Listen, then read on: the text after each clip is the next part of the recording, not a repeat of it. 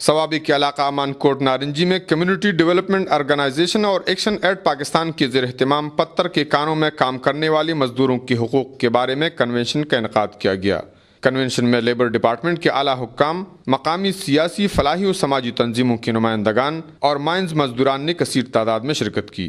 Director labour department Irfan اللہ نے convention سے خطاب کرتے ہوئے کہا کہ قانون میں مائن مزدوروں کے تمام حقوق کا خیال رکھا گیا ہے، لیکن ابھی تک مزدوروں نے ان سے کوئی فائدہ نہیں اٹھایا۔ مزدور اتحاد سے ہی مزدوروں کے حقوق کی حصول ممکن ہوگی۔ انہوں نے کہا کہ لیبر ڈپارٹمنٹ مزدوروں اور کام کے دوران معذور ہونے والے افراد کے ساتھ ہر قسم کی ممکن تعاون جاری رکھے گی۔ ممبر قومی اسمبلی عثمان خان ترکے اور مقامی مزدور یونین کی صدور شیر بادشاہ اور افتخار نے مزدوروں کے حقوق اور ان کو کام کے دوران درپیش مسائل پر روشنی ڈالی۔ انہوں نے کہا کہ موجودہ حکومت کو تمباکو فصل اور معدنیات کی مد میں ضلع سوابی سے اربوں روپے ملنے کے باوجود یہاں کے عوام بنیادی حقوق سے محروم ہے۔